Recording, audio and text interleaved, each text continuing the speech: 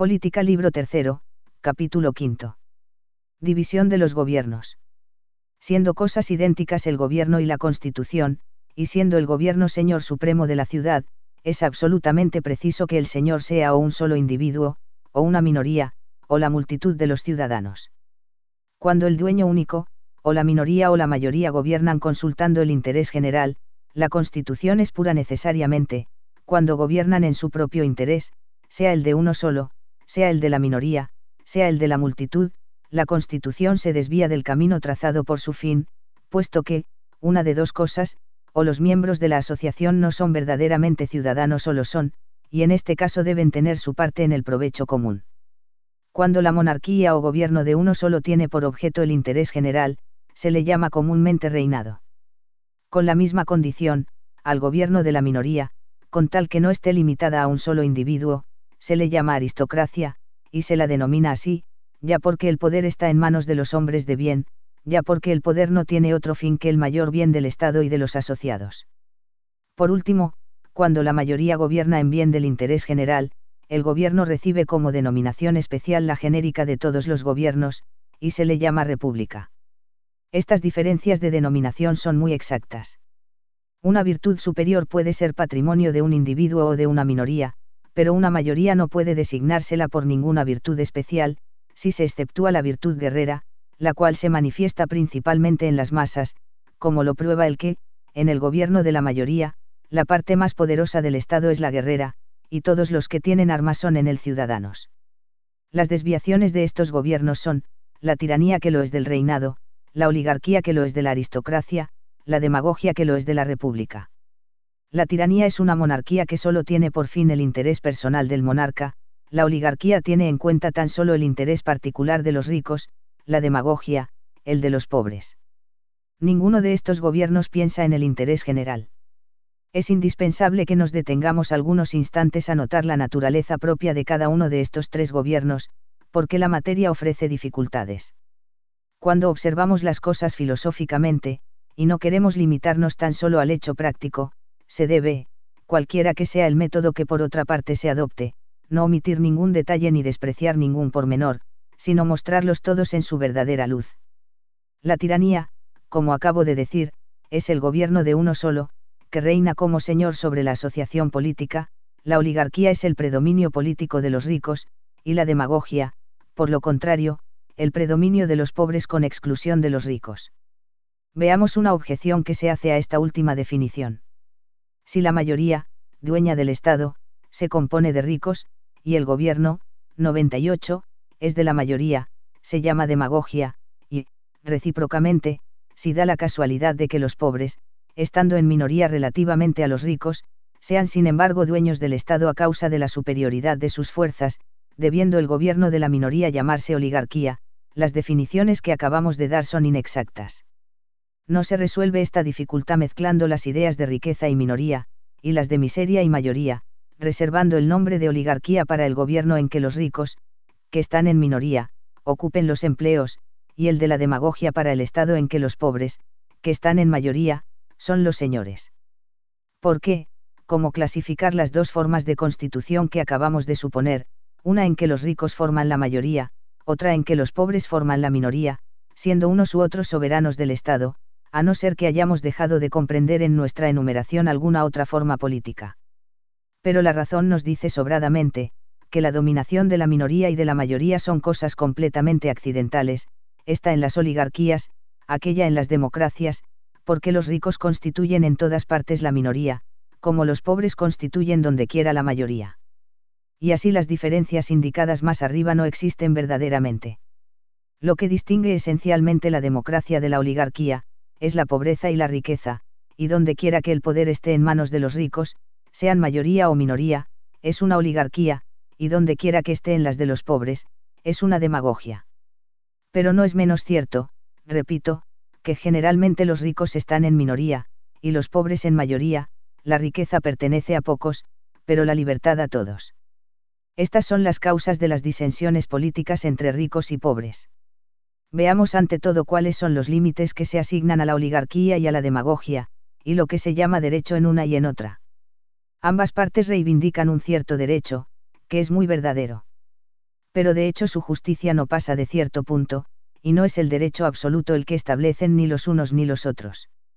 Así la igualdad parece de derecho común, y sin duda lo es, no para todos sin embargo, sino solo entre iguales, y lo mismo sucede con la desigualdad, es ciertamente un derecho, pero no respecto de todos, sino de individuos que son desiguales entre sí.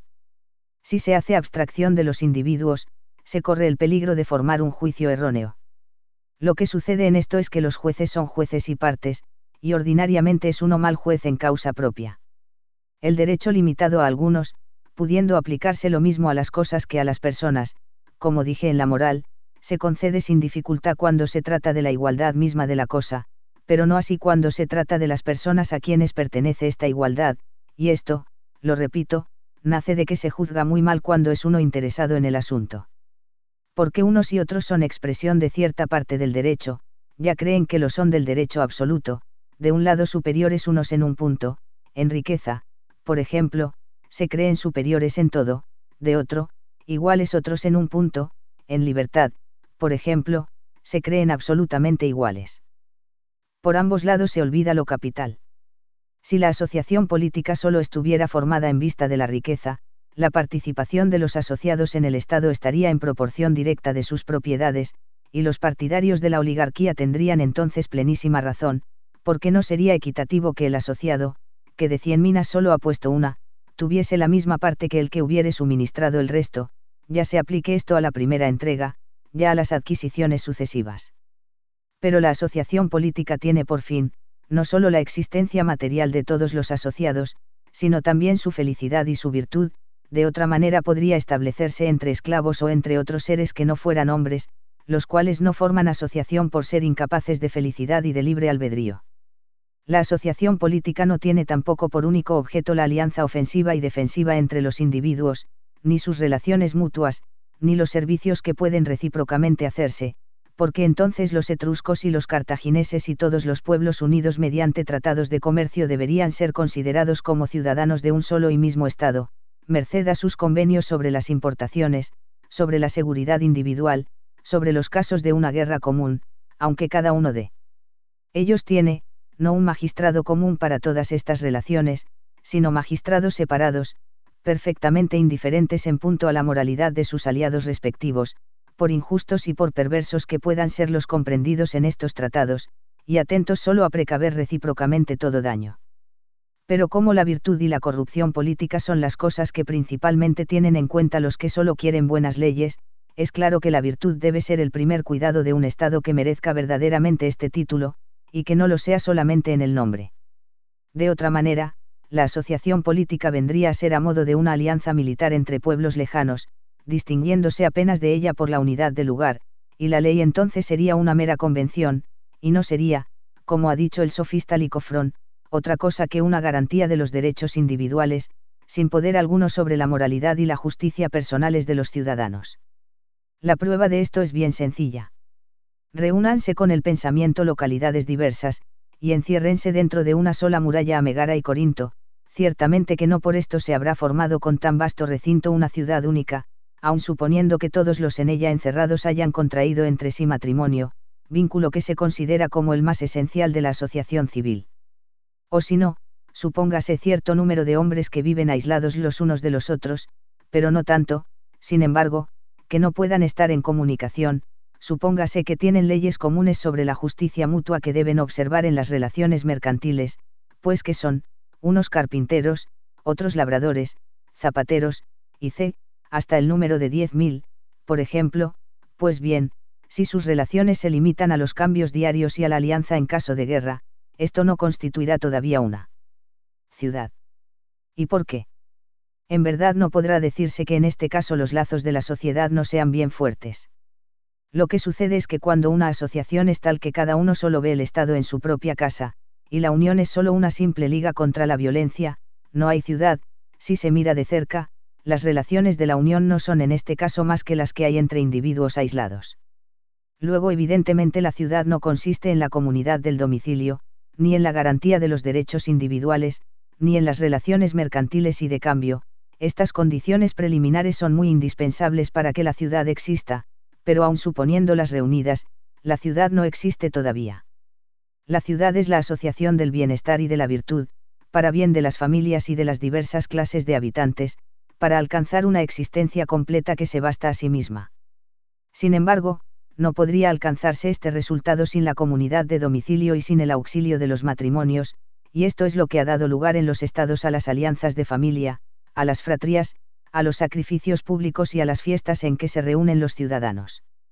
La fuente de todas estas instituciones es la benevolencia, sentimiento que arrastra al hombre a preferir la vida común, y siendo el fin del Estado el bienestar de los ciudadanos, todas estas instituciones no tienden sino a afianzarle. El Estado no es más que una asociación, en la que las familias reunidas por barrios deben encontrar todo el desenvolvimiento y todas las comodidades de la existencia, es decir, una vida virtuosa y feliz. Y así la asociación política tiene ciertamente por fin la virtud y la felicidad de los individuos, y no solo la vida común. Los que contribuyen con más a este fondo general de la asociación tienen en el Estado una parte mayor que los que, iguales o superiores por la libertad o por el nacimiento, tienen, sin embargo, menos virtud política, y mayor también que la que corresponde a aquellos que, superándoles por la riqueza, son inferiores a ellos, sin embargo, en mérito. Puedo concluir de todo lo dicho, que evidentemente, al formular los ricos y los pobres opiniones tan opuestas sobre el poder, no han encontrado ni unos ni otros más que una parte de la verdad y de la justicia.